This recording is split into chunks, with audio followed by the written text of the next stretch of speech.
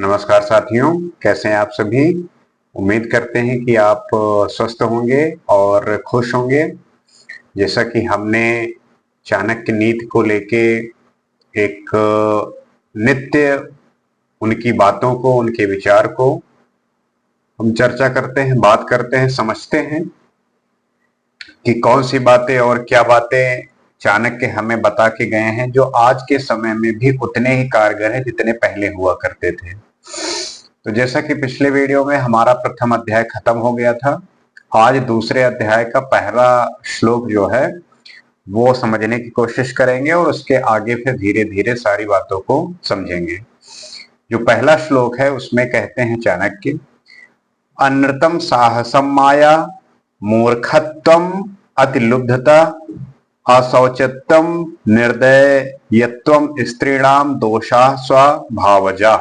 अर्थात झूठ बोलना, बिना सोचे समझे किसी कार्य को प्रारंभ कर देना, दुस्साहस करना, छल कपट करना, मूर्खतापूर्ण कार्य करना, लोभ करना, अपवित्र रहना और निर्दयता, ये बातें स्त्रियों के स्वाभाविक दोष हैं। यहाँ पे चाणक्य ने स्त्रियों के अंदर जो कुछ दोष हैं उसके बारे में जिक्र किया है, उसको बताने की कोशिश की है। अब ये समय के हिसाब से चीजें बदलती हैं, स्थितियों के हिसाब से बदलती हैं। जिस समय पर उन्होंने इन बातों का जिक्र किया, हो सकता है कि ये उस समय बिल्कुल कारगर रही हो या उनका ऐसी स्थिति रही हो जिसके वजह से उनमें ये सारी चीजें उपलब्ध रही हो या ऐसी चीजें होती रही हो सकता है कि आज के समय में भी वो सारी चीजें हो, लेकिन इसको हम खुद अपने ही आसपास रहते हुए चीजें ऑब्जर्व कर सकते हैं, एनालिसिस कर सकते हैं। आगे कहते हैं कि स्त्रियों में प्रायः ये दोष पाए जाते हैं, वे सामान्य सी बात पर झूठ बोल देती हैं। कहने का मतलब यह है कि जो झूठ बोलने की प्रवृत्ति होती है या झूठ बोलने का जो एक बहुतायत देखा जाता है, तो वो स्त्रियों में होती है, क्योंकि बहुत सारी ऐसी छोटी बातें होती हैं जिनके लिए वो शायद मैटर करती हों, या बहुत सारी ऐसी बातें जिसकी वजह से उन्हें वो डांट या मार न खानी पड़े। तो पहले के समय में ये बहुत ज्यादा होता था, शायद अब समय के हिसाब से चीजें परिवर्तित हुई हों और हुई भी हैं, मुझे उम्मीद है। और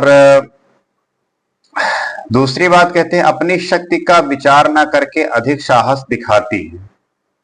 साधारण बात है कि पुरुष जब कोई डिसीजन लेता है तो उसके पहले वो बहुत सोचता है, क्योंकि वो दुनिया को ज्यादा तरीके से एक्सप्लोर करता है आज भी, क्योंकि वो सारे व्यक्ति के बारे में, वस्तुओं के बारे में, सिचुएशन के बारे से ज्यादा अवेयर होता है और स्त्रियां उतनी नहीं होती।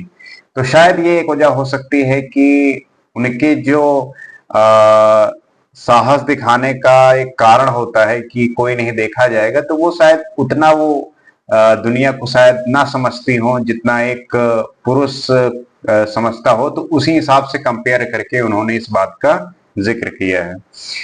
छल कपट पूर्ण कार्य करती हैं, इसके साथ मूर्खता, अधिक लोभ, गंदा रहना तथा निर्दयी होना।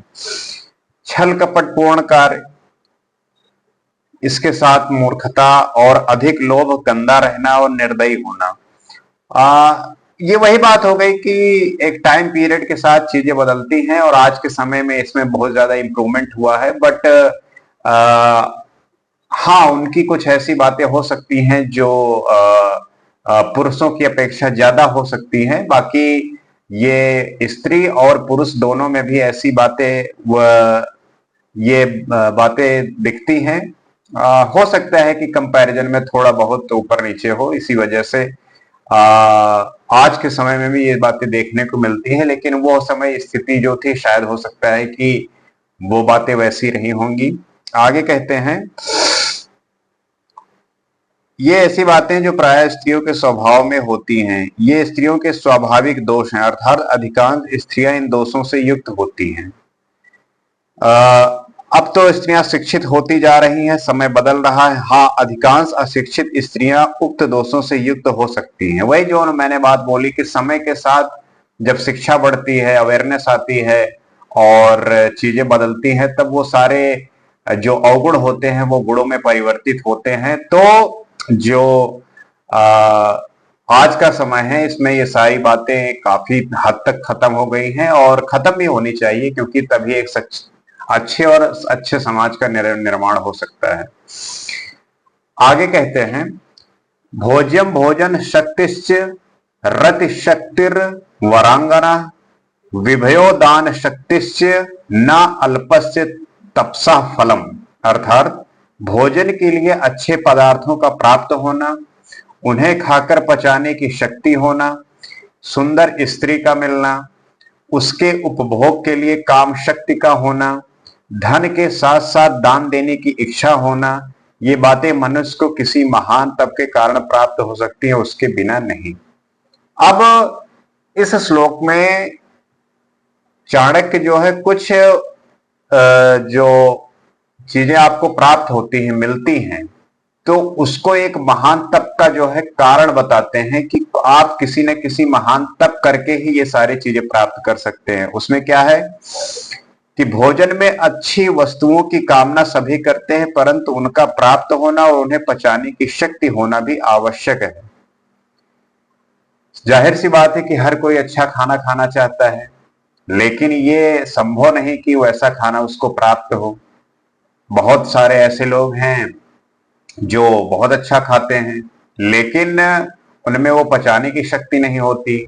लेकिन बहुत लोगों के पास है कि उनमें पचाने की शक्ति तो होती है, लेकिन खाने का उनके पास जतन नहीं होता या होता नहीं। जैसे कुछ लोग बहुत अमीर हो जाते हैं, बहुत पैसे हो जाते हैं, तो उनका जो फिजिकल एक्टिविटी होती है वो खत्म हो जाती है।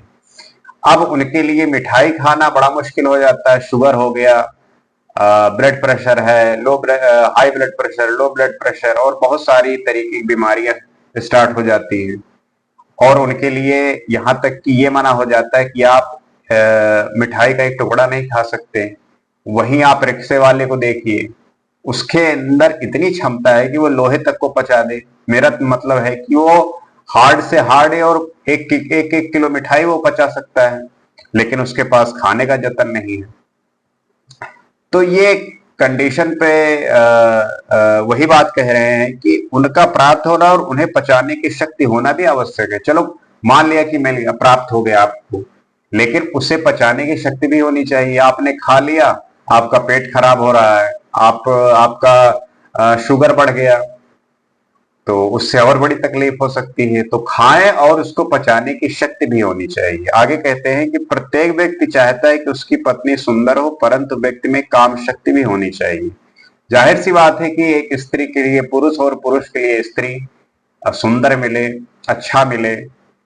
अब उसके साथ साथ उसके प्रति जो काम शक्ति है वो भी होनी चाहिए, क्योंकि अगर वही नहीं है तो फिर उसका भोग का जो एक प्रति होता है, दूसरे के प्रति होता है, फिर उसका कोई मतलब नहीं रह जाता। फिर तो एक वो ऐसा प्रेम है जहां पे भोग की कोई मायने ही नहीं रह जाता। लेकिन एक पार्ट में देखा जाए तो वो भी बहुत जरूरी होता है एक दूसरे के लिए।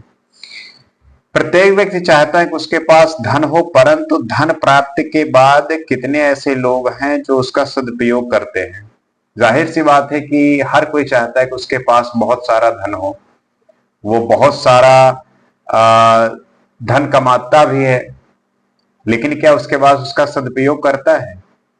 ज्यादातर लोग धन प्राप्त करने के बाद वो सारी गतिविधियां करते हैं जो कि करने योग्य नहीं है। सभी इसी भोग की अवस्था में जाते हैं, भोग के रास्ते पर जाते हैं और उसका वहीं उपयोग करते हैं ज्यादातर लोग।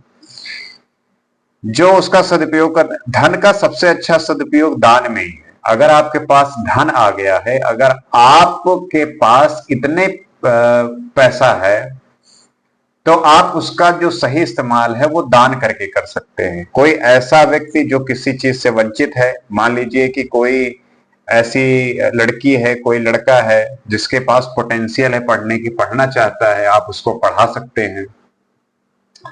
गांव वगैरह में बहुत ऐसा देखने को मिलता है कि कुछ बच्चे या बच्चियां उनमें बहुत पोटेंशियल होता है, लेकिन उनके पास धन की कमी, धन का अभाव और सही गाइडेंस ना मिलने की वजह से उनका जो पोटेंशियल है वो नष्ट हो जाता है।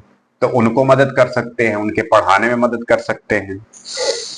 अच्छी जीवन संगनी शारीरिक शक्ति, पौरुषता एवं निरोगता, धन तथा वक्त जरूरत पर किसी के काम आने की प्रवृत्ति पूर्व जन्मों में किन्हीं शुभ कर्मों द्वारा ही प्राप्त होती है।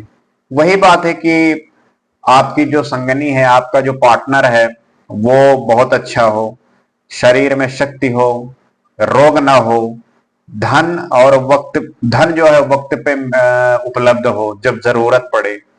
तो कहते हैं कि ऐसा कोई जब महान तप करता है तभी उसको प्राप्त होते हैं। तो वो तो है ये, आप अगर तपस्या करेंगे तो आपको इन सब की प्राप्ति अवश्य होगी और आप हमेशा इन सब को भोगने के लिए आपके अंदर सामर्थ्य होगा, आप कर सकेंगे। तो वही ये बात कहते हैं कि ये अगर चीजें सब उपलब्ध हो रही हैं तो किसी न किसी महान तप का ही परिणाम है। किसी ऐसे साधारण पुरुष को ये सारी चीजें नहीं उपलब्ध हो सकती, नहीं मिल सकती। अब आगे के श्लोक में देखते हैं क्या कहना चाहते हैं। यश पुत्रो वशीभूतो भार्या छंद अनुगामिनी विभय यश संतुष्टस्य स्वर्ग इहैव ही।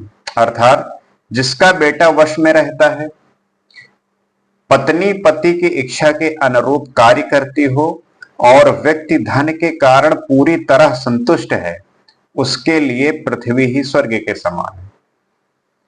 अब स्वर्ग की जो परिभाषा है वो यही है कि आप कितने संतुलित हैं, आपके इच्छानुसार कितनी चीजें हो रही हैं। लोग अक्सर इसी वजह से परेशान होते हैं कि उनके अकॉर्डिंग काम नहीं होता,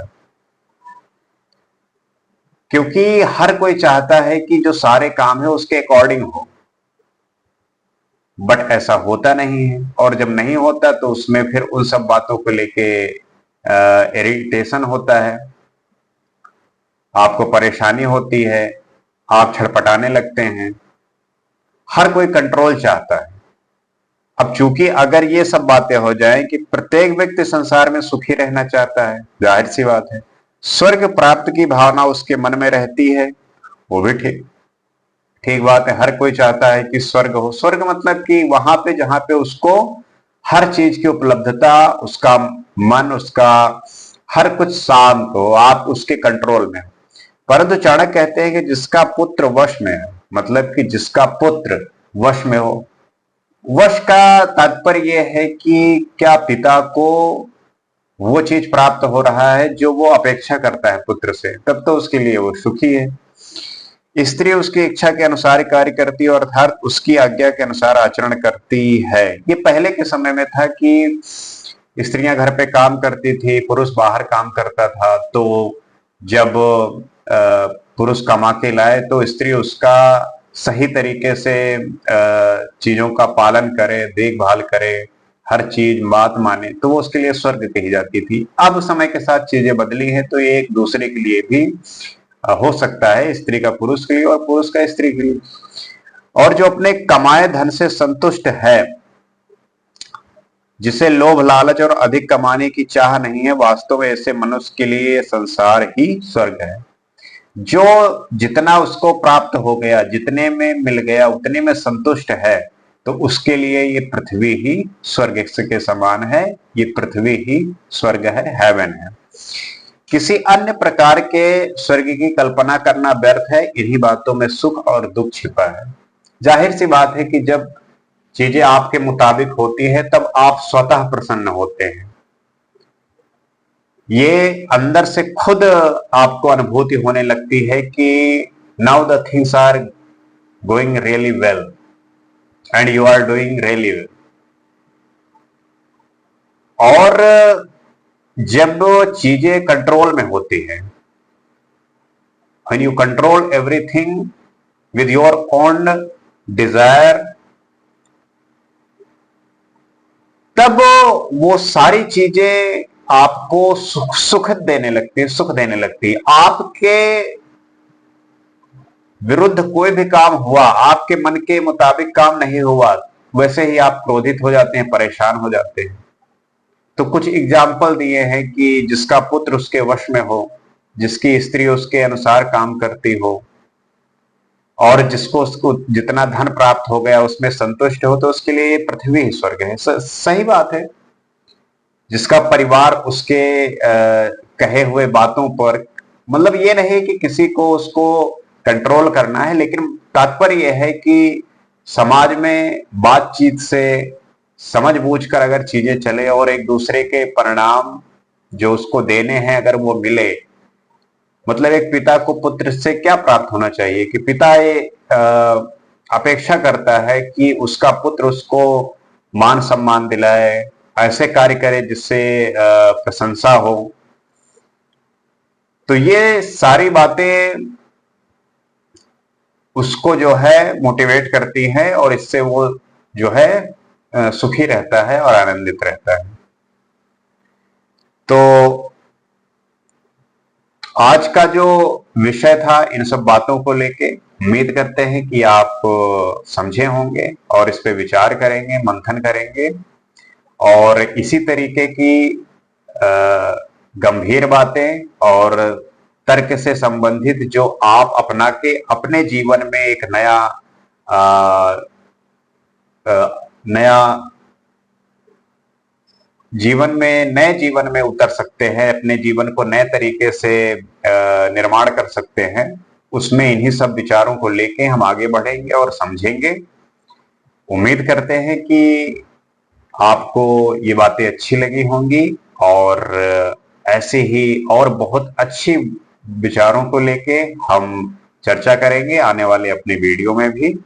और चाणक्य की जो नीति है, जो चाणक्य के विचार हैं, इसको हम पढ़ेंगे, समझेंगे। आज के लिए बस इतना ही। नमस्कार।